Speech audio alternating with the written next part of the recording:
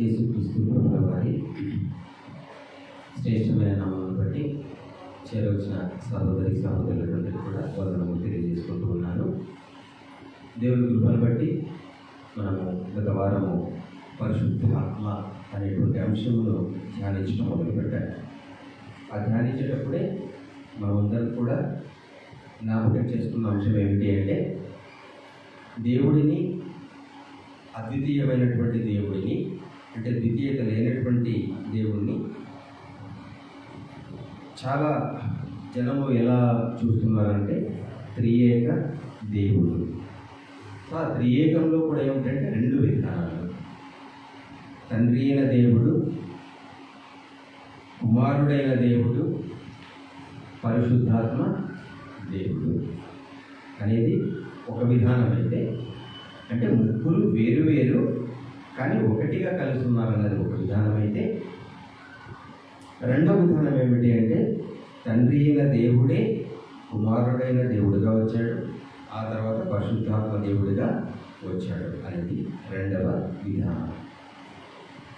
ఇలా మనము దాదాపు 17 వచనాలు పరిశుద్ధాత్మను దేవుడిగాను ఒక వ్యక్తిగాను సంబోధించినటువంటి 17 వచనాలు గత వారం మనం చూసుకున్నాం. సో ఆ వచనాలన్నీ చూసినప్పుడు మనల్ని మనమే ప్రశ్నించుకున్నాం.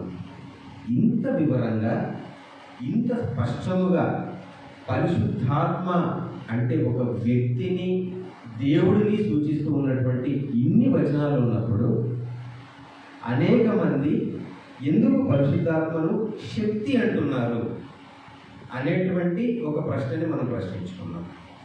ఆ ప్రశ్నకి సమాధానంగా యెహోవా గ్రంథమును మీరు పరిశీలించి చదువుకోండి అని దేవుడు చెప్పాడు కనుక, ఈ 17 వచనాలు మాత్రమే మనం చదివాం కనుక పరిశీలించి చదివితే ఇంకేమైనా కనిపిస్తుందేమనే వెతుకులాట మనం మొదలుపెట్టాం. ఆ మొదలు పెడుతున్న క్రమంలో మనం చూసుకున్న వాక్యం ఏదైతే ఉందో అక్కడి నుండి ఈ వాటి ధ్యానాన్ని జాగ్రత్తగా ప్రారంభించుకుందాము. అపోస్తుల కార్యములు 2వ అధ్యాయము 33వ వచనము. అపోస్తుల కార్యములు 2వ అధ్యాయము 33వ వచనము. హెచ్చింపబడి పరిశుద్ధాత్మను గూర్చిన వాగ్దానమును తండ్రి వలన పొంది మీరు చూచుచు వినుచునున్న దీనిని కుమ్మరించి ఉన్నాడు. చూసారా? దీన్ని మనం జాగ్రత్తగా అనలైజ్ చేసుకుంటే గత వారం మాట్లాడుతున్నాము. ఆయన అన్న మాట ఎవరిని ఉద్దేశించి చెప్పబడుతుంది?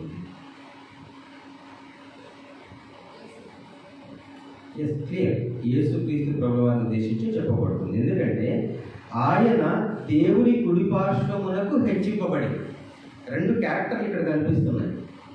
ఆయన దేవుని కుడిపార్శ్వమునకు హెచ్చింపబడి, ప్రభువు దేవుని కుడిపార్శ్వమునకు తీసుకెళ్ళబడి, ఆ ఉన్నతమైన స్థానానికి తీసుకెళ్ళబడి, పరిశుద్ధాత్మను గురించిన వాగ్దానమును తండ్రి వలన పొంది, ఏ దేవుని కుడిపార్శ్వమునైతే ప్రభువు ఉన్నాడో ఆ దేవుని నుండి తండ్రి వలన ఒక వాగ్దానాన్ని పొందాడు. ఆ వాగ్దానం ఏమిటి? పరిశుద్ధాత్మను గురించిన వాగ్దానాన్ని పొందాడు. ఆయన పొంది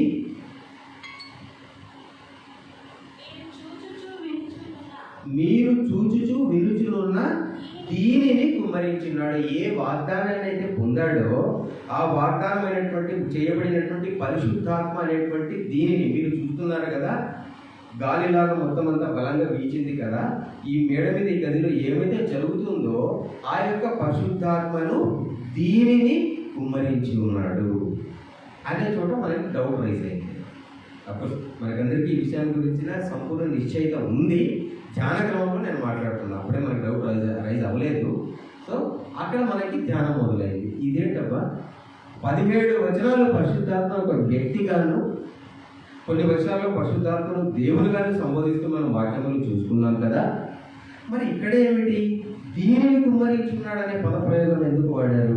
పరిశుద్ధాత్మ ఒక వ్యక్తి అయినా దేవుడైనా ఈయనను కుమ్మరించున్నాడని కదా రావాలి.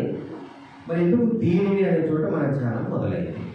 సో ఈ మాట, ఆ వాగ్దానం ఎప్పుడు పొందాడు, తండ్రి ఎప్పుడు వాగ్దానం చేశాడు చూడండి ఒకసారి. లూకాసు వార్త 24వ అధ్యాయము 49వ వచనం. లూకాసు వార్త 24వ అధ్యాయము 49వ వచనము.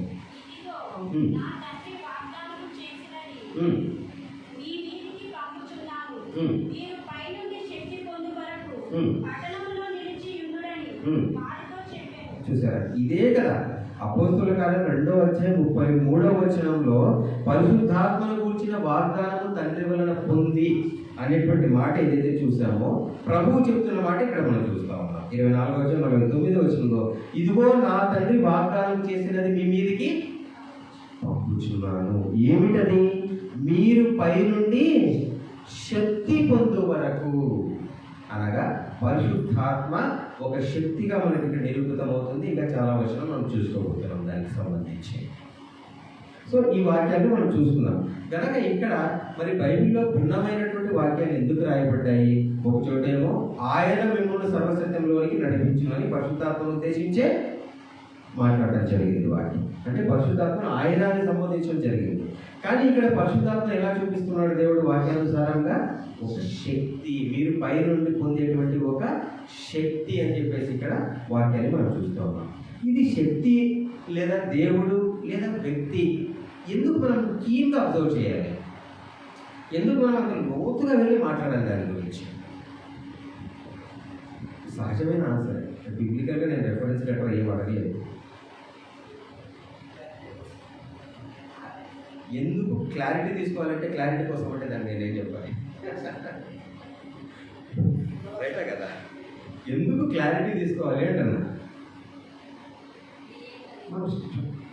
ఎస్ చెప్పా. త్రియేక దేవుడు కాదా అనే దాన్ని ఓకే చెప్పా, పర్లేదు, ఫ్రీగా చెప్పు. రైట్ రాంగ్ అని తెలుసుకోవడమా? ఎస్, పరిశుద్ధాత్మ దేవుడు అనేది రైట్ ఆర్ రాంగ్ అని తెలుసుకోవడం ఒక కారణము. తర్వాత ఓకే, దానికి చాలా సమాధానం చెప్పమా.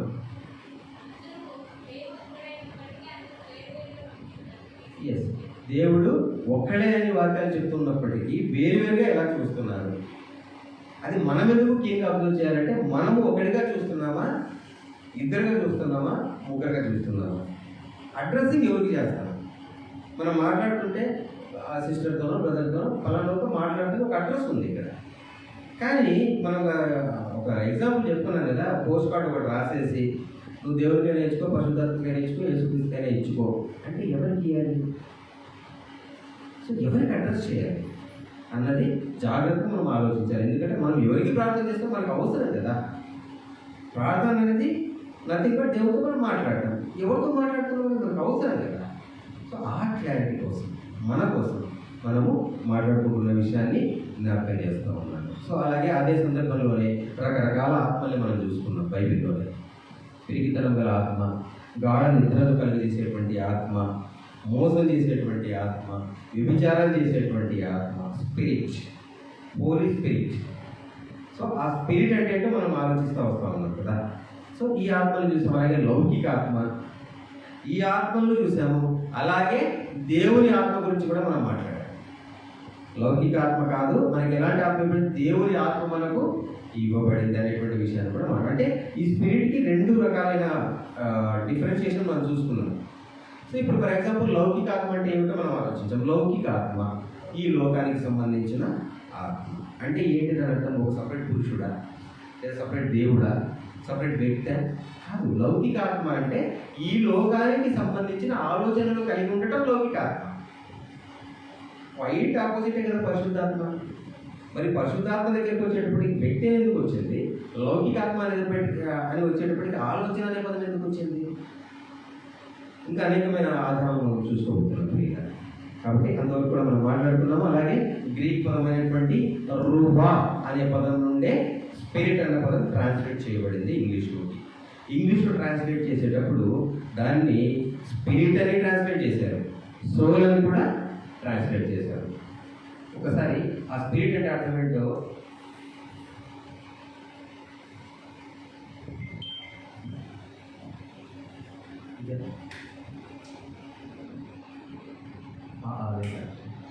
అది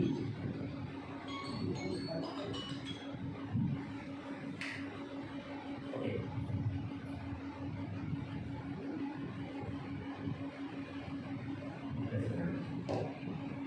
ఆ స్పిరిట్ అంటే అర్థం ఏంటి అనేది మనం జాగ్రత్తగా, అఫ్కోర్స్ మీరు ఓవర్గా చెప్పచ్చు, కాదు మీరు క్లియర్గా చూస్తే ఆ కమాండ్ వేరే ఉంటుంది.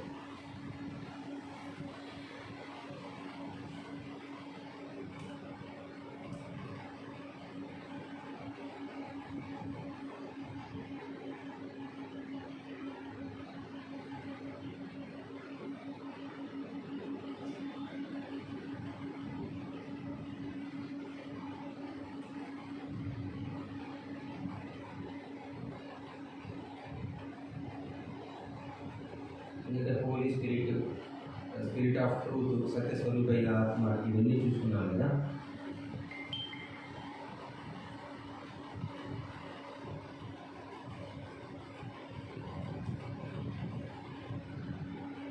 నేను మీ ఎదురుగానే ఆన్లైన్లో ఓపెన్ చేస్తున్నాను.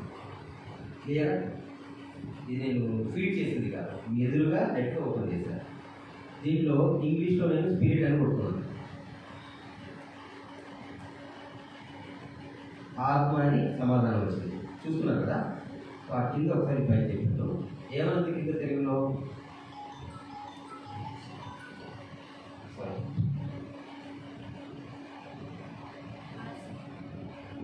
కనిపించిందమ్మా? Okay, yes. ఏమన్నది ఇక్కడ? మనస్సు. స్పిరిట్ అంటే మనస్సు. కానీ ఇంగ్లీష్లోకి వచ్చేటప్పటికి సోల్ అని ట్రాన్స్లేట్ చేశారు, స్పిరిట్ అని ట్రాన్స్లేట్ చేశారు. బట్ స్పిరిట్ యాక్చువల్ మీనింగ్ ఇక్కడ మనస్సు, మైండ్ అని ఉంది.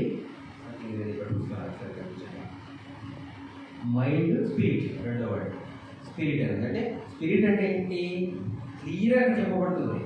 మనస్సు. It's not a separate being. అది ఒక అస్తిత్వం కలిగినటువంటి ఒక పదార్థం కాదు, ఒక వ్యక్తి కాదు, ఒక దేవుడు కాదు.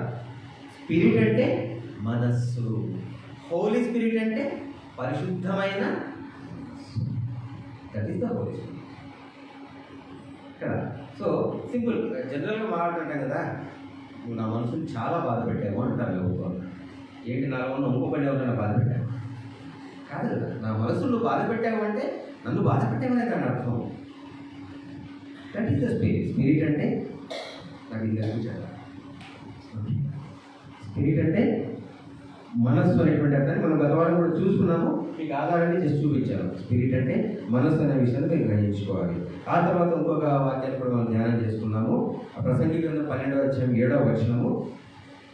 ప్రసంగి గ్రంథము 12వ అధ్యాయము 7వ వచనము. మన్నేటి వెలుగని వలెనే మరలా భూమికి చేరును.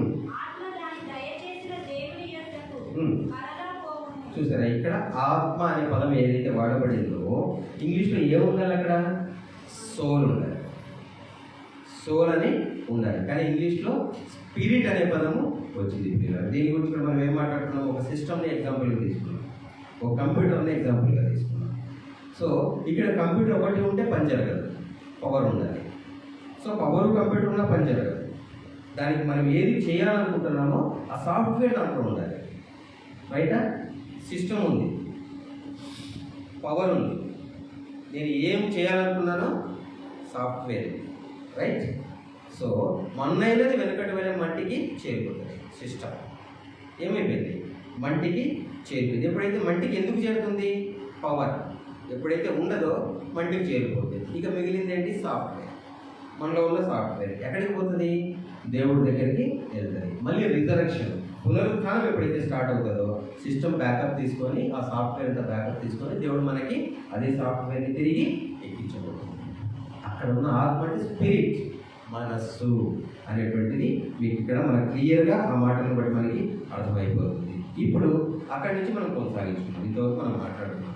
ఇంత ఎందుకు నేను చెప్పానంటే, గత వారం మనం రికార్డింగ్ చేయలేదు కనుక వేరే వాళ్ళు చాలామంది అడుగున్నారు, దానికోసమే క్లుప్తంగా చెప్తానని చెప్పేసి ఇంతవరకు చెప్పాను. సో అక్కడి నుంచి మనం కొనసాగించుకుందాం. ఫ్రీగా ఇంతవరకు మనం మాట్లాడుకున్నాం కదా, నా మనసును బాధ పెట్టకు అంటే నాలో ఉన్న ఒక్కొక్క వ్యక్తిని బాధ పెట్టక, నన్ను బాధ పెట్టకనే దాని అర్థం.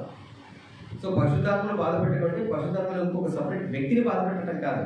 ఆ పరిశుద్ధుడు అని ఎవరైతే మనం పిలుస్తామో, ఎందుకు ఆయన పిలుస్తామంటే పరిశుద్ధమైన ఆత్మ ఉంది కనుక. ఆత్మ అంటే ఏంటి? పరిశుద్ధమైన మనసు ఉంది కనుక, పరిశుద్ధమైన ఆలోచనలు ఉన్నాయి కనుక ఆయన పరిశుద్ధుడు అంటాం. పరిశుద్ధాత్మను బాధ పెట్టకంటే సేమ్ నా మనసును బాధ పెట్టకంటే నన్ను బాధ పెట్టట్లే, పరిశుద్ధాత్మను బాధ పెట్టకంటే పరిశుద్ధాత్ముడైనటువంటి, పరిశుద్ధాత్ముడు ఇన్ ద సెన్స్ పరిశుద్ధాత్మ గురించి మాట్లాడట్లా.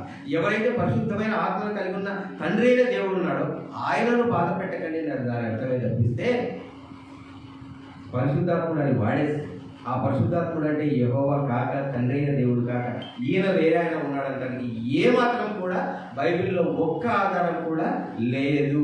మీ మనసులో డౌట్స్ 17 ఆధారాలు చూపించే వదలవే. ఈ సబ్జెక్ట్ అయిపోయే లోపల అవన్నీ కూడా మనం క్లియర్ చేసుకుంటాం. సో నెక్స్ట్ ఇంకొక చోట మనం ఒకసారి చూడండి. అపోస్తల కార్యములు 19వ అధ్యాయము 2వ వచనము. అపోస్తల కార్యములు 19వ అధ్యాయము 2వ వచనం. వారు పరిశుద్ధాత్మ ఉన్నాడు సంగతి సారీ అది కాదమ్మా. పరిశుద్ధాత్మ అని ఉందా? మైక్ పిలిచాను. వారు పరిశుద్ధాత్ముడు ఉన్నాడన్న ఎస్ చదువు సంగతియే మేము వినలేదని చెప్పి చూసారా, ఇక్కడ కూడా వర్డింగ్ ఎలా వచ్చింది, ఆ పదప్రయోగం ఎలా ఉంది? పరిశుద్ధాత్ముడు ఉన్నాడన్న సంగతే మేము వినలేదు అని చెప్పేసి అక్కడ వాళ్ళు అడుగుతా ఉన్నారు. ఎందుకు ఆ మాట వచ్చింది అంటే, పౌలు గారు క్వశ్చన్ అడిగారు, వాళ్ళని ఒక ప్రశ్న చేశారు. ఏంటి ఆ ప్రశ్న? 5వ వచనం. అపోల్లో కొరింథీలో ఉన్నప్పుడు జరిగినదేమనగా పౌలు పై ప్రదేశములలో సంచరించి ఎఫెసులకు వచ్చి కొందరు శిష్యులను చూచి మీరు విశ్వసించినప్పుడు పరిశుద్ధాత్మను పొందితిరా అని వారిని అడగగా. చూసారా, పౌలు గారు క్వశ్చన్ చేస్తా ఉన్నారు. ఆ శిష్యులను చూసి మీరు పరిశుద్ధాత్మను పొందితిరా అని క్వశ్చన్ చేసినప్పుడు ఆ శిష్యులు ఏమంటున్నారు? పరిశుద్ధాత్ముడు ఉన్నాడన్న సంగతే మాకు తెలియదే అంటున్నారు. ఇక్కడ చాలా డౌట్ వచ్చేస్తుంది మనకి. అపోస్తలు రాగా చెప్పిన శిష్యులు రాగానే చాలా డౌట్ వస్తుంది. ఎందుకు ఆ డౌట్ వస్తుందంటే, అపోస్తలు మీద ప్రశ్న ఏంటి? పరిశుద్ధాత్మను పొందితిరా అని అడిగితే వీళ్ళేమని సమాధానం చెప్తున్నారు? పరిశుద్ధాత్మను పొందామా లేదా పరిశుద్ధాత్మ ఉందన్న విషయమే తెలియదు అని చెప్పాలి. పరిశుద్ధాత్ముడు ఉన్నాడన్న సంగతే మాకు తెలియదు అంటున్నారు. వాళ్ళకు తెలియకుండా పరిశుద్ధాత్మ మగ ఆడని వాళ్ళు ఎలా చెప్పగలుగుతున్నారు? వాళ్ళు ఏమంటున్నారు? జాగ్రత్త మీరు ఆలోచించాలి. పరిశుద్ధాత్ముడు ఉన్నాడన్న సంగతే మాకు తెలియదు అన్నారు. అవునా? సో పరిశుద్ధాత్ముడు ఉన్నాడన్న సంగతే వాళ్ళకి తెలియకపోతే, దాని గురించిన విషయమే వాళ్ళకి తెలియకపోతే, పరిశుద్ధాత్మ స్త్రీలింగమా పుంలింగమా అని వాళ్ళు ఎలా చెప్పగలుగుతున్నారు? అలా వాళ్ళు మాట్లాడుతున్నారంటే వాళ్ళకి ఆల్రెడీ తెలిసి ఉండాలి, లేదా అక్కడ ఏదైనా లోపం చేయాలి. చూద్దాం అది ఏం జరిగిందో. ఇక్కడైతే ఆ డౌట్ వచ్చిందా? మరి ఇక్కడ అపోస్తలులు అడిగిన విధానం రాగా, వాళ్ళు చెప్పిన విధానం రాగా, ఖచ్చితంగా నేను నవ్వుతున్నాను, నాకు అర్థమైంది. ఎందుకంటే సిన్సియర్లీ క్వశ్చన్ కాబట్టి. అపోస్తలులు అడిగిన క్వశ్చన్ ఎప్పటికీ రాగా, సో వాళ్ళు చెప్పిన సమాధానంలోనే ఏదో జరిగిందన్నది మనకు స్పష్టంగా అక్కడ అర్థమవుతుంది. ఏం జరిగిందనేది కూడా మనం జాగ్రత్తగా ఆలోచిస్తాం. ఇక్కడ అర్థం ఏమిటి అంటే, వాళ్ళకు తెలియకుండానే డూ అనే మాట ఎలా వాడారు అనేది మనం సమాధానాన్ని జాగ్రత్తగా చూసుకుంటున్నాం. ఆ తర్వాత జరిగిన విషయం 6వ వచనం ఉన్నది. 19వ అధ్యాయం 6వ వచనం. తరువాత పౌలు వారి మీద చేతులుంచగా పరిశుద్ధాత్మ వారి మీదకి వచ్చెను. అప్పుడు వారు భాషలతో మాట్లాడుటకును ప్రవచించుటకును మొదలు పెట్టింది. చూసారా, ఇదంతా జరిగిన తర్వాత ఈ అపోస్తలుడైన పౌలు గారు వారి మీద చేతులు పెట్టినప్పుడు వారి మీదకి ఏమొచ్చిందట? పరిశుద్ధాత్మ రావడం మనం అక్కడ చూస్తాం కదా. ఎవరు ఆ పరిశుద్ధాత్మ? ఏమిటి ఆ పరిశుద్ధాత్మ? ఎక్కడ చూస్తాం మొట్టమొదటిసారిగా పరిశుద్ధాత్మ అని మన కొత్త నిబంధనలో?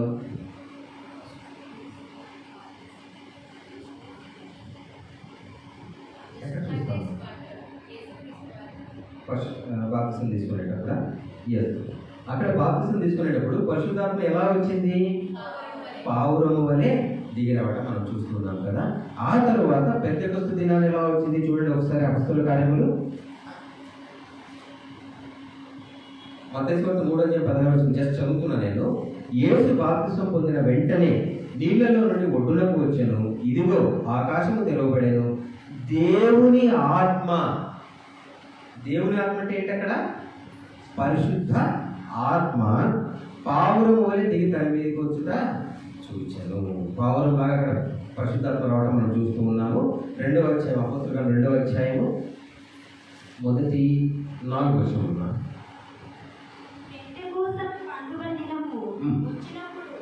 అందరూ ఒక చోట కూడి ఉండిరి. అప్పుడు వేగముగా వీచు బలమైన గాలి వంటి ఒక ధ్వని ఆకాశము నుండి అకస్మాత్తుగా వారు కూర్చొని ఉన్న ఇల్లంతయు నిండెను.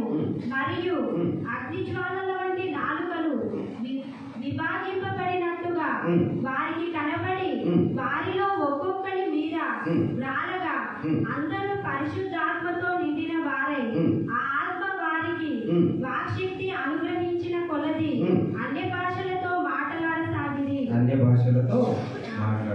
చూసారు, ఇదే పరిశుద్ధాత్మ. యేసుక్రీస్తు ప్రభువారి మీదకి దేవుని యొక్క ఆత్మ రూపంలో రావడం చూసారు. ఇక్కడ ఎలా చూస్తున్నాము, బలమైన గాలులు వీచేటువంటి ఆ రూపంలో పరిశుద్ధాత్మ రావటం మనం చూస్తా ఉన్నాము. అదే పరిశుద్ధాత్మ ఇప్పుడు చదువుకున్న అపోస్తుల కాలం 19వ అధ్యాయం 6వ వచనంలో పౌలు గారు వారి మీద చేతులు వచ్చినప్పుడు రావడం జరిగింది. ఇవన్నీ మీరు సమన్వయం చేసుకుంటే అపోస్తుల కాలం 2వ అధ్యాయంలో వచ్చినటువంటి పరిశుద్ధాత్మ ఏమిటి, పై నుండి మీరు శక్తిని పొందువరకని ఏ మాట అయితే ప్రభువు చెప్పాడో ఆ శక్తి అపోస్తుల కాలం 2వ అధ్యాయంలో చూశాం.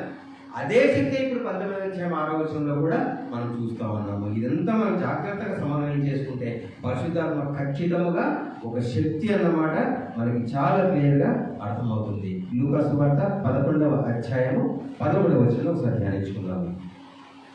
లూకా సువార్త 11వ అధ్యాయము 13వ వచనం. పరలోకమందున్న మీ తండ్రి నన్ను అడుగువారికి పరిశుద్ధాత్మను ఎంతో నిశ్చయముగా అనుగ్రహించునని. చూసారా, పరలోకమందున్న తండ్రి, మీ తండ్రి తన్ను అడుగు వారికి పరిశుద్ధాత్మ ఎంతో నిశ్చయముగా అనుగ్రహించును. పరిశుద్ధాత్మ ఒక సపరేట్ దేవుడైతే, పరిశుద్ధాత్మ ఒక సపరేట్ బీయింగ్ అయితే, తండ్రికి అసలు సంబంధమే లేనటువంటి ఒక సపరేట్ వ్యక్తి అయితే, సంబంధం ఉన్నా కూడా ఆయన మరొక దేవుడైతే, తండ్రి ఏం చేస్తున్నాడు ఇక్కడ, తన్ను అడుగు వారికి పరిశుద్ధాత్మను ఎంతో నిశ్చయంగా అనుగ్రహించాను. అనుగ్రహించేది ఎవరు? తండ్రి. ఎందుకు ఆయన అనుగ్రహిస్తున్నాడు? అది తన శక్తి గనక, తన ఆలోచన గనక, తన మనస్సు గనక. ఈయనకు సంబంధం లేకుండా ఆయన ఒక దేవుడైతే ఈయన అనుగ్రహించాల్సిన అవసరం ఏముంది అక్కడ? దీనికి ఇంకొక లాజిక్ రావచ్చు. అదేమిటి అంటే, ఆయనకు సంబంధం లేదు కాదు, పరిశుద్ధాత్మ దేవుడు కూడా ఈయన ఆధీనంలో ఉంటాడు అనేటువంటి క్వశ్చన్ రావచ్చు కదా. కానీ క్లియర్గా అనుగ్రహించేది తండ్రి అయిన దేవుడు. పరిశుద్ధాత్మ అనేది క్లియర్గా తన యొక్క దేవుని ఆత్మ అనేది స్పష్టంగా మనం చూసుకున్నాం. అలాంటి మరొక వచనాన్ని మనం జాగ్రత్తగా ఆలోచిద్దాం. ఏదైతే కాంట్రవర్సీ తాగుతుందో దాన్ని జాగ్రత్తగా మనం చూస్తున్నాం. ఇక్కడ రాయబడిన వాక్యాన్ని మీరు చూస్తున్నారు కదా. సో ఇక్కడ పూర్తి రాయలేదు అక్కడ.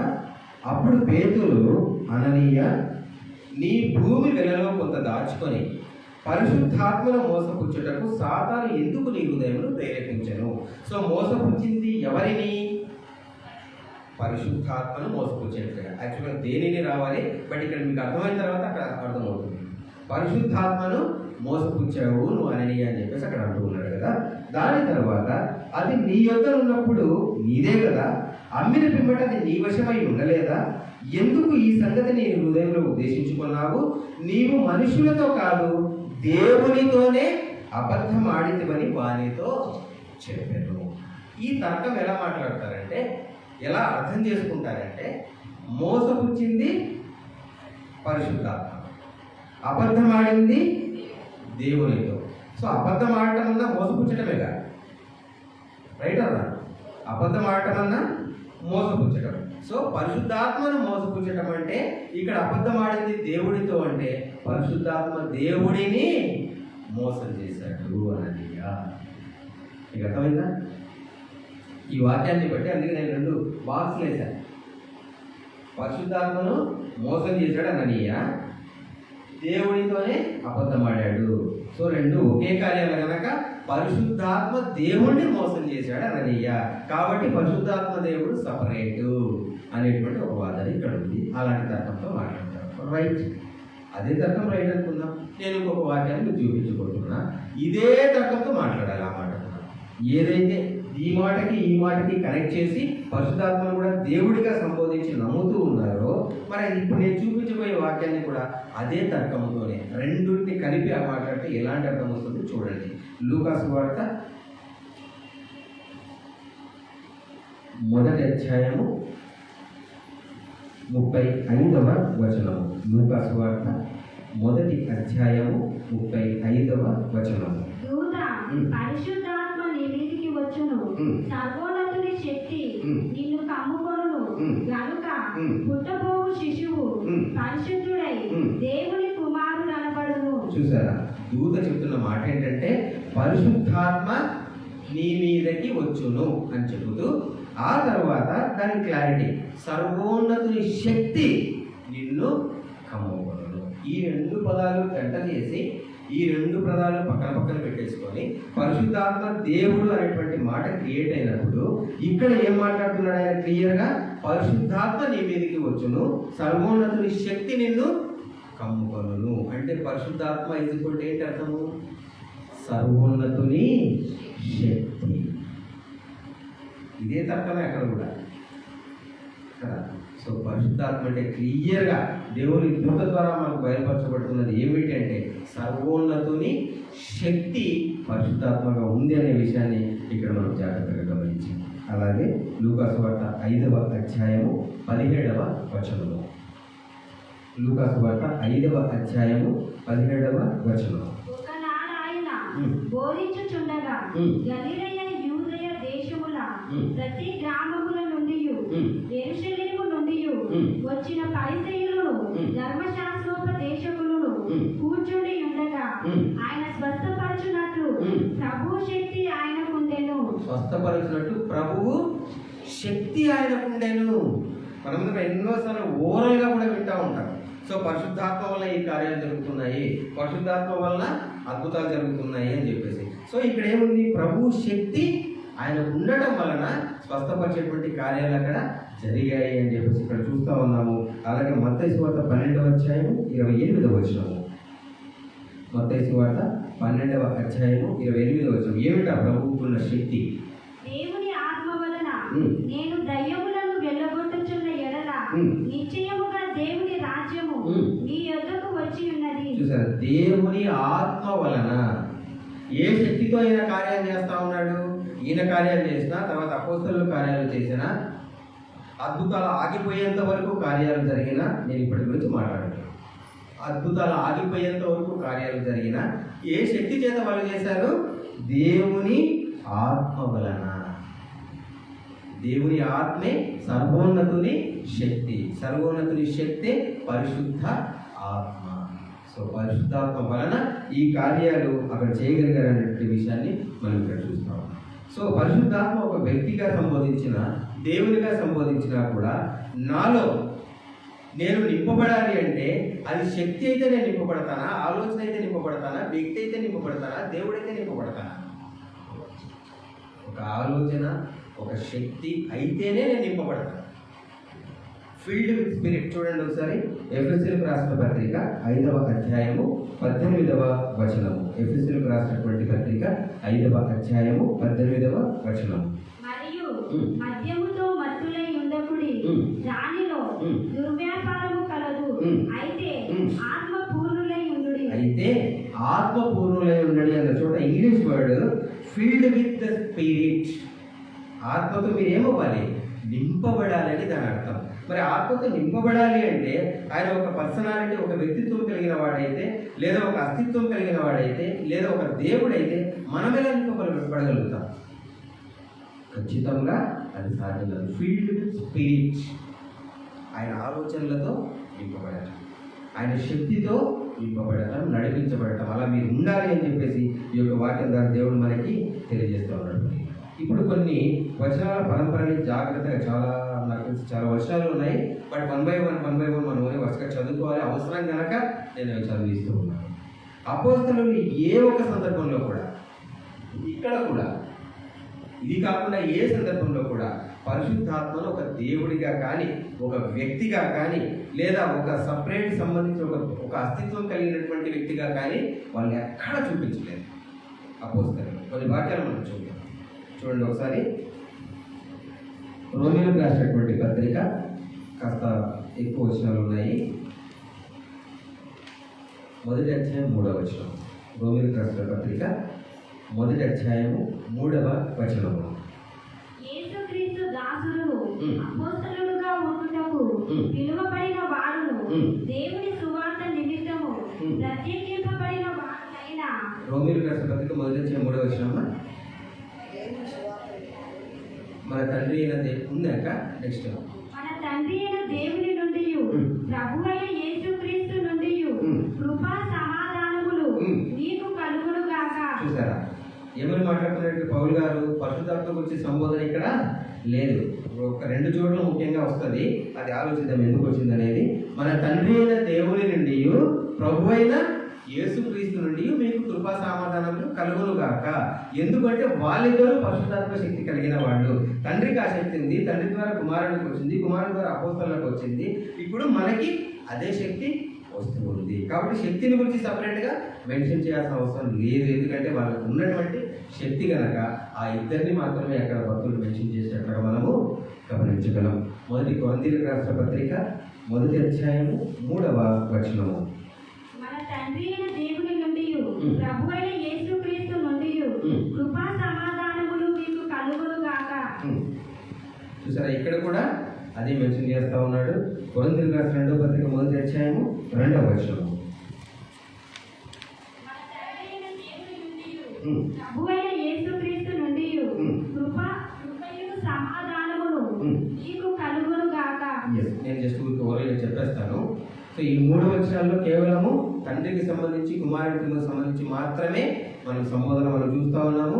అలాగే కొన్ని వచనాలు నేను మీకు చెప్తాను. గలతీయులకు రాసిన పత్రిక 1వ అధ్యాయము 3వ వచనములోను, ఎఫెసీయులకు రాసినటువంటి పత్రిక 1వ అధ్యాయము 2వ వచనములోను. ఎవరు రాసుకోవట్లేదు కదా, రాసుకునే వాళ్ళు వస్తే చెప్తున్నట్టు. ఓకే. ఫిలిప్పీయులకు రాసిన పత్రిక 1వ అధ్యాయము 2వ వచనంలోను, తెస్సలోనికీయులకు రాసినటువంటి మొదటి పత్రిక 1వ అధ్యాయము 1వ వచనంలోను, తెస్సలోనికీయులకు రాసినటువంటి 2వ పత్రిక 1వ అధ్యాయము 2వ వచనంలోను, తిమోతికి రాసిన మొదటి పత్రిక 1వ అధ్యాయము 2వ వచనంలోను, తిమోతికి రాసిన 2వ పత్రిక 1వ అధ్యాయం 2వ పత్రిక కూడా 1వ అధ్యాయం 2వ వచనము, తీతుకు రాసిన పత్రిక 1వ అధ్యాయము 4వ వచనము, ఫిలెమోనుకు రాసిన పత్రిక 1వ అధ్యాయము 3వ వచనము. ఎందుకు ఇంత చెప్తున్నానంటే ఇంటికి వెళ్ళి రెఫర్ చేసేవాళ్ళు, ధ్యానించే వాళ్ళు ఉన్నారు, దాని గురించి ఆలోచన కలిగిన వాళ్ళు ఉన్నారంటే చెప్తున్నాను. ఫిలెమోనుకు అయిపోయింది కదమ్మా. యాకోబు రాసిన పత్రిక 1వ అధ్యాయము 1వ వచనము, పేతురుగా రాసినటువంటి 2వ పత్రిక 1వ అధ్యాయము 3వ వచనము,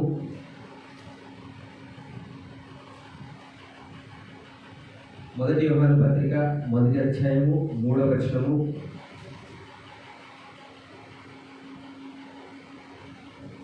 రెండవ యోహాను పత్రిక 1వ అధ్యాయము 3వ వచనము,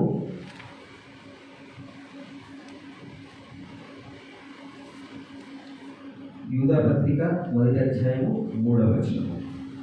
ఈ వచనాలన్నింటిలో కూడా అపోస్తలులు మాట్లాడిన ప్రతి మాటలో కూడా కేవలం తండ్రి గురించి యేసుక్రీస్తు ప్రభువారి గురించి మాత్రమే చెప్పడం జరిగింది వాళ్ళు.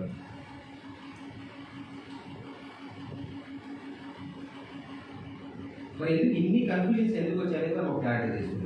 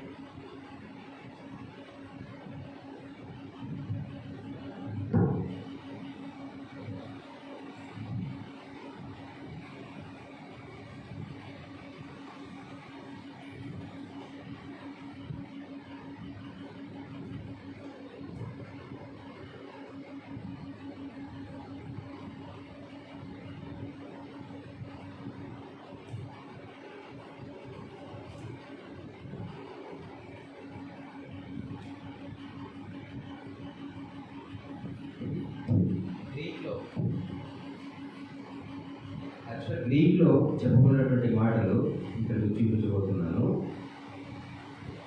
ఎక్కడ ప్రాబ్లం జరిగింది, ఎక్కడ మిస్టేక్ జరిగింది అనేది మీకు చూపిస్తాను.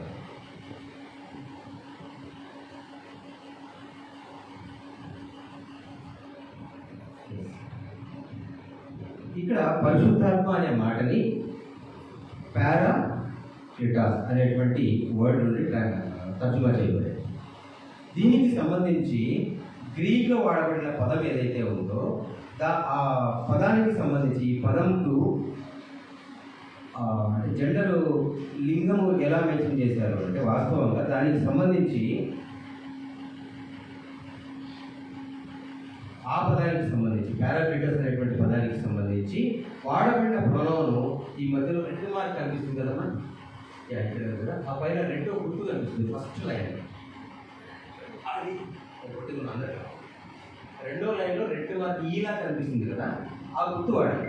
ఆ గుర్తుకు అర్థం అక్కడే రాసింది. యాంటీ గ్రీక్ యూజెస్ ద ఆర్కి ఆఫ్ థర్డ్ పర్సన్ ప్రొనౌన్, ఆ గుర్తు రాసి to represent he, she, it in its third person reflexive pronouns. He, she, it, ఆమె, అతడు, అది, ఈ మూడింటికి ఆ ఒకటే వాడారు గ్రీక్లో. మీకు అర్థమైంది అనుకుంటారు.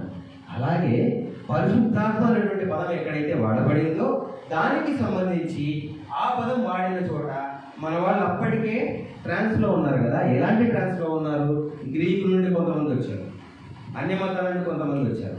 ప్రతి మతం నుండి కూడా ఈ ట్రినిటీ కాన్సెప్ట్ అనేది దాదాపు ప్రతి ధర్మంలో కూడా ఉంది. మనకు కూడా తెలుసు కదా, హిందుత్వంలో బ్రహ్మ, విష్ణు, మహేశ్వరుడు చెప్పినాను లేదు. ఓపెన్ అడుగు. ఆ వర్డ్ నాకు ఎలా ప్రొనౌన్స్ చేయాలో తెలియదు. ఆ వర్డ్ అయితే గ్రీక్. రెడ్ పైన ఒక లెటర్ ఉంది కదా, అది గ్రీక్ లెటర్. ఆ లెటరే పరిశుద్ధాత్మకు వాడారు. అది, ఆమె, అతడు, ఈ మూడింటికి ఒక లెటరే గ్రీక్లో వాడటం జరిగింది. సో ఆ ఒక లెటర్ వచ్చినప్పుడు అది వాడాలా, ఆమె వాడాలా, అతడు వాడాలా అనేది ఎలా వాడతాము? నా పర్సెప్షన్ ఎలా ఉందో దాన్ని బట్టి వాడతాను నేను. Brahma, Vishnu, Maheshwara, trinity concept. So దాదాపు ప్రతి ధర్మంలో కూడా ట్రినిటీ కాన్సెప్ట్ అనేది జరుగుతుంది కనుక ఎప్పుడైతే బైబిల్ తర్జుమా జరగటం మొదలు పెట్టారో అప్పటికే క్రైస్తవులకి అన్యుల గుంపంతా వచ్చి చేరింది. సింపుల్ ఎగ్జాంపుల్ ఇది. మన మనసు అంగీకరించకపోయినా ఇప్పుడు జరిగే ఎగ్జాంపుల్ చెప్తే మీరు ఈజీగా యాక్సెప్ట్ చేస్తారు. ఏంటంటే వేలాంగిణిలోకి వెళ్ళి గాజులు కట్టడము, టెంకాయలు కొట్టడము గట్రా చేస్తారు కదా. ఎవరి సాంప్రదాయం అది? హిందూ సాంప్రదాయం. మనం చాలాసార్లు జ్ఞాపకం చేసుకున్నాం. నేను మీకు జ్ఞాపకం చేశాను నా పర్సనల్ ఎక్స్పీరియన్స్. పాంప్లెట్స్ పంచుతూ ఉంటే ఆ బుర్రసాద మఠంలో ఉన్నటువంటి ఎస్పీజీ 2నో 3నో అది నాకు ఖచ్చితంగా ఐడియా లేదు, ఎస్పీజీ అని మాత్రం తెలుసు.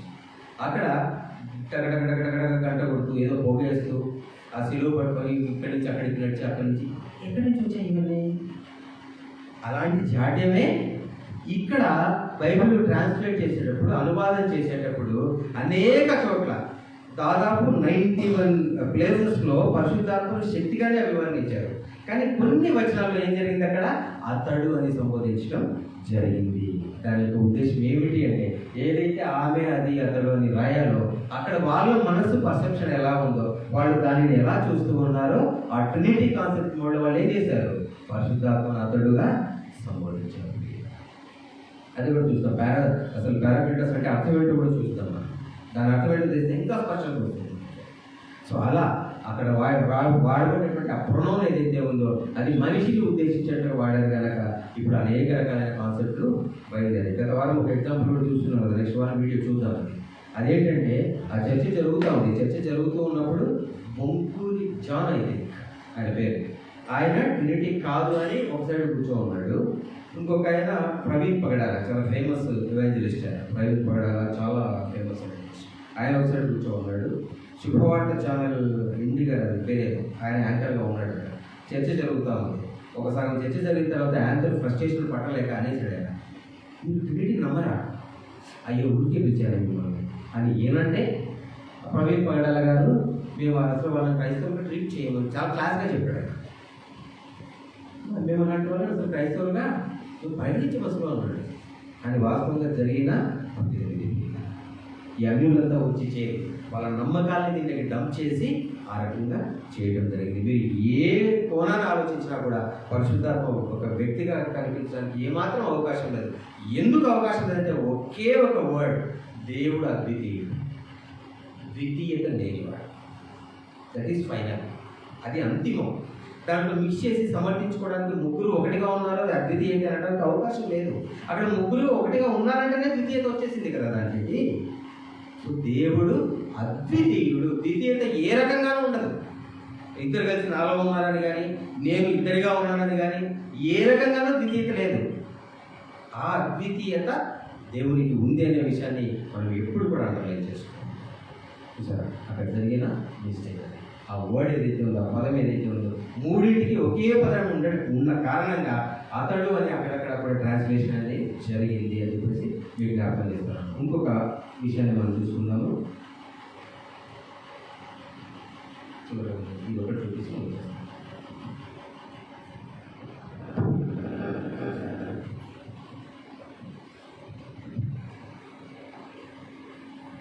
అర్థం ఏంటి, పారాక్లిటస్ అంటే అర్థం ఏంటి, ఎందుకు ఎలా వాడబడుతుంది అనేది జాగ్రత్త.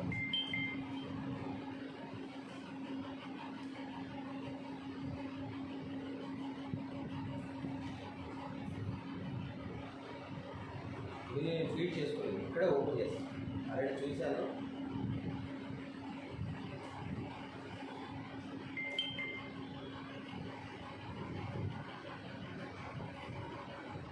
ఎటిమాలజీ అని కనిపిస్తుంది కదా, ఆ పైన ఎటిమాలజీ అంటే మనం చాలాసార్లు మాట్లాడుతున్నాం. ఎటిమాలజీ అంటే అర్థం ఏంటంటే ఒక పదం ఎక్కడ పుట్టింది, ఎలాంటి మార్పుకు లోనవుతూ వచ్చిందనే శాస్త్రమే ఎటిమాలజీ. సో ఆ ఎటిమాలజీలో పారాక్లిట్ comes from the Koine Greek word parakletos, a combination of para and kelim, to call. The word first appears in Bible in John 14:16. ఇక్కడ కర్సర్ కనిపిస్తుంది. yes, ఈ చదువుకున్న జాగ్రత్తగా వినండి. The word parakletos is a verbal adjective. The word parakletos is a verbal adjective. adjective అంటే తెలుగులో విశేషణము. విశేషణము మనం చిన్నప్పుడు గ్రామర్ నేర్చుకుంటాం కదా తెలుగులో, ఇంగ్లీష్లో అడ్జెక్టివ్, తెలుగులో విశేషణము. నామవాచకము, సర్వనామము, క్రియ, విశేషణము, సంథింగ్ ఏవో ఉన్నాయి కదా గుర్తులేదు. సో విశేషణం అంటే ఏంటి, గుణలక్షణ. ఫర్ ఎగ్జాంపుల్ భూమి గుండ్రంగా ఉంది, గుండ్రంగా అనేది విశేషణం అక్కడ. సో పారాక్లిటస్ అనేది కూడా ఎలా వాడబడింది బైబిల్లో అంటే విశేషణము, అంటే ఆయనకున్న గుణం అది. మీకు అర్థమైంది అనుకుంటారు క్లియర్గా. అడ్జెక్టివ్ అది విశేషణము అనేటువంటి పదం అనమాట పారాక్లిటస్. యాక్చువల్గా అది మనిషి పేరు కాదు, మనిషిని ఉద్దేశించి కాదు, దేవునికి ఉన్న లక్షణం. అడ్జెక్టివ్ నేను మళ్ళీ ఒత్తి చెప్తున్నాను, అంటే దాని నాలెడ్జ్ లేని వాళ్ళకు కూడా అర్థం అవ్వాలని నా యొక్క ఉద్దేశం. అడ్జెక్టివ్ అంటే విశేషణం, గుణం. గ్రామర్లో వ్యాకరణంలో కొన్ని భాగాలు ఉంటాయి కదా, దాంట్లో గుణాన్ని తెలిపే పదాలన్నింటినీ కూడా విశేషణము అంటారు. సో పారాక్లిటస్ ఏదైతే పరిశుద్ధాత్మకు మూలపదమైన గ్రీక్ వర్డ్ ఏదైతే ఉందో ఆ పదము ఎలా వాడబడింది, విశేషణముగా వాడబడింది, నామవచకంగా వాడబడలేదు, ఒక వ్యక్తిని ఉద్దేశించి వాడబడలేదు. యాక్చువల్గా అదొక విశేషణము, అంటే దేవునికి ఉన్నటువంటి గుణాన్ని తెలుపుతూ పరిశుద్ధాత్మ అన్నది వాడబడింది. అది పరిశుద్ధాత్మ యొక్క ఉద్దేశం, వాడబడిన ఉద్దేశం. అంటే దేవునికి ఉన్న శక్తి ఒక గుణం, దేవునికి ఉన్న ఆలోచన ఒక గుణం. సో గుణముగా అది వాడబడింది తప్పిస్తే వ్యక్తిగా వాడబడలేదు. ఇలాంటి మిస్ ట్రాన్స్లేషన్ వలన, అనువాదం తప్పుగా చేయటం వలన ఇది ఈ రకమైన భయంకరమైనటువంటి, అంటే ఇది ఎందుకు ఇంత సింపుల్ థింగ్ ఎలా అయిపోయింది చూడండి. మనం ఎన్నిసార్లు జ్ఞాపకం చేసుకున్నాం. ఒక చిన్న ఎగ్జాంపుల్, మనం ఇక్కడ నుంచి మోడపల్లికి వెళ్ళాలి, మోడపల్లి స్ట్రైట్ అయితే మోడపల్లికి వెళ్ళిపోతాం, కాస్త ఇక్కడ టర్న్ అయిపోయాం.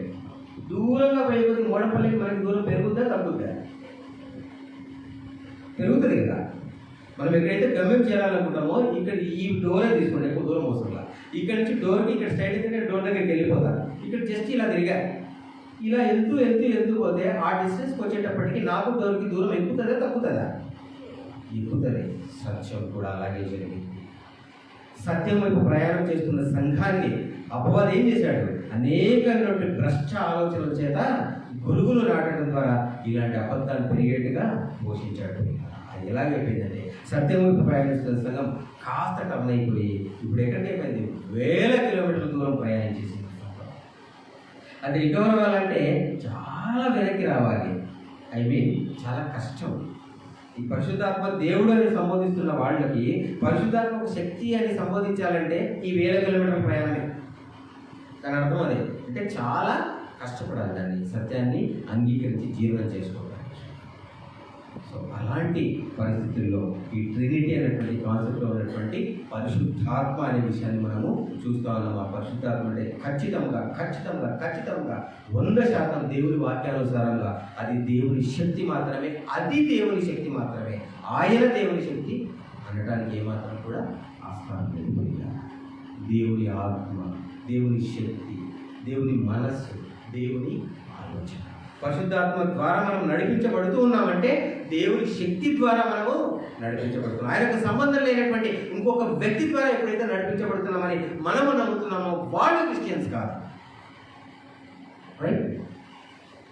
అసలు తండ్రితో సంబంధమే లేకుండా ఇంకొక దేవుడు ఎవరో ఉన్నారు, ఆ పరిశుద్ధాత్మ దేవుడు నన్ను నడిపిస్తూ ఉన్నాడంటే నువ్వు నడుస్తున్నది దేవుని మార్గంలో కాదు. ఎందుకంటే దేవుని ఆలోచనే దేవుని పరిశుద్ధాత్మ. మనం దేవుని పరిశుద్ధాత్మ చేత నడిపించబడుతూ ఉన్నామంటే దేవుని శక్తితో నడిపించబడుతున్నాము, ఒక వ్యక్తితో ఇంకొక దేవునితో కాదు అనే విషయాన్ని జాగ్రత్తగా మీరు అర్థం చేసుకోవాలి. ఇలా మిస్ఇంటర్ప్రిటేషన్ అంటే రాంగ్గా దాన్ని తీసుకోవడం. ఇక్కడ పరిశుద్ధాత్మను మోసుకొచ్చడము, ఇక్కడ దేవునితో అబద్ధం ఆడటము, రెండు మోసమే కదా. కాబట్టి పరిశుద్ధాత్మ దేవుడు ఏమిటా కన్క్లూజన్? ఎందుకు వచ్చింది అలా? పరిశుద్ధాత్మ అంటే ఏంటో అర్థం సరిగ్గా తెలియక. కాబట్టి జాగ్రత్తగా మన యొక్క వాక్యాన్ని ధ్యానించుకోవాలి. అలాగే మరి ఇంత క్లారిటీ ఉన్నా కూడా, క్లారిటీ ఎలా ఉంది? ఏవేవో మనం సర్చింగ్ చేస్తే క్లారిటీ వచ్చింది. ఎందుకంటే బైబిల్లో అనువాద లోపాలు ఉన్నాయంటే మనకు అవసరం, తప్పదు. ఎందుకు అసలు అట్లీస్ట్ మినిమం ఒక విచక్షణ దేవుడి శక్తి, దేవుని పరిశుద్ధాత్మ శక్తితో మనకు కొడుతుంది. ఇవన్నీ నేను ఎందుకు వెతికానంటే నిజంగా చెప్తున్నా, బేస్ ఒకటి పరిశుద్ధాత్మ శక్తి, అది ఖచ్చితంగా చేంజ్ అయ్యేటువంటి సత్యం కాదు. క్లియర్. మరి ఎందుకు ఇలా వచ్చింది, ఏం జరిగింది అనేటువంటి సర్చింగ్లోనే ఇవన్నీ కూడా వచ్చింది సమాధానం. సో కాబట్టి మరి ఇంత క్లియర్గా ఉన్నా కూడా ఎందుకు రాంగ్ స్టెప్ వేశారు చాలా మంది? పెద్ద పెద్దవాడు గతంలో చూస్తున్నాం కదా, నాయకుల్ని ఏం చేస్తాడంటే లోపరుచుకుంటే. ఎందుకంటే నాయకులను లోపరుచుకుంటే సింపుల్, 1000 మంది మీద నేను పని చేయాలి, ఆ 1000 మంది చరణి ఫాలో అవుతారు, చరణి మీద పని చేస్తే 1000 మంది ఇచ్చేస్తారు, అంతే కదా అది కాన్సెప్ట్. సో అలాగే నాయకుల్ని ఇప్పుడున్న క్రైస్తవ నక్షత్రాలు, ఇంగ్లీష్లో క్రిస్టియన్ స్టార్స్, వాళ్ళని ఇలాంటి వాళ్ళని బేస్ చేసుకొని ఈ విధమైనటువంటి అబద్ధాన్ని ప్రాపగండా జరుగుతుంది. ఎందుకంటే దేవుని దగ్గరికి ఎక్కువ మంది రాకూడదు. కానీ దేవునికి స్తోత్రం ఖచ్చితంగా, ఎందుకంటే రివీల్ చేసేసాడుగా, ఎక్కువ మంది దాని దగ్గరికి రారు. ఆయన చెప్పేశాడు ఎక్కువ మంది నా దగ్గరికి రారు, చిన్న మంద వాళ్ళే వస్తారు నా దగ్గరికి అని చెప్పేసి ఆయన రివీల్ చేసేసాడు. సో ఆ చిన్న మంద మోసపోకుండా ఇలాంటి అనేకమైన అద్భుత సత్యాన్ని బ్రతుకు ద్వారా మనకి ఏం చేస్తూ ఉన్నాడు, పోషిస్తూ ఉన్నాడు. ఎంత బలం చూడండి ఒకసారి. మనకి తెలుసు పరిశుద్ధాత్మ ఒక శక్తి, ఒక కన్ఫర్మేషన్ మనకి ఉంది. బట్ మరొకసారి దాన్ని నెమరు వేసుకోవడం వల్ల మనకి ఎంత బలం వస్తుంది, విశ్వాసంలో ఎంత బలపడతాం. సో కాబట్టి అందుకే మనం దేవుని వాక్యాన్ని చాలా జాగ్రత్తగా ధ్యానించాలి, చాలా జాగ్రత్తగా బోధించాలి, చాలా జాగ్రత్తగా అమలు చేయాలి. 3 చేయాలి, ఒకటి మాత్రమే చేస్తే సరిపోదు. కాబట్టి వచ్చేవారం మరి ఈ రకంగా బైబిల్ వాక్యాన్ని బోధిస్తూ ఉంటే దేవుడు అద్వితీయుడని, పరిశుద్ధాత్మ ఆయనకున్న శక్తి అని, ఆ పరిశుద్ధాత్మ శక్తిని కుమారునికి ఇచ్చాడని ఇంత క్రిస్టల్ క్లియర్గా బైబిల్ వాక్యం ద్వారా దేవుడు వెల్లడి చేస్తూ ఉంటే ఎందుకు ఈ రకమైన కాన్సెప్ట్లన్నీ వచ్చాయి, ఆరంభంలో జరిగిన తప్పులేంటి అనేది మనం చాలా దృశ్యరూపంగా, అంటే ఎలా ఆ ట్రినిటీ అనేది ఏ ట్రినిటీలు వచ్చాయి, మనకి క్రైస్తవ మీద ఎలాంటి ఇంపాక్ట్ అవి చూపించాయి, ఎలాంటి ప్రభావానికి లోనయ్యాయి అనేది మెల్లిగా తర్వాత వారము మనం ధ్యానించుకున్నాము. అందరూ కూడా మరొకసారి వందనాలు చెల్లించుకుంటూ ముగించుకుంటాం.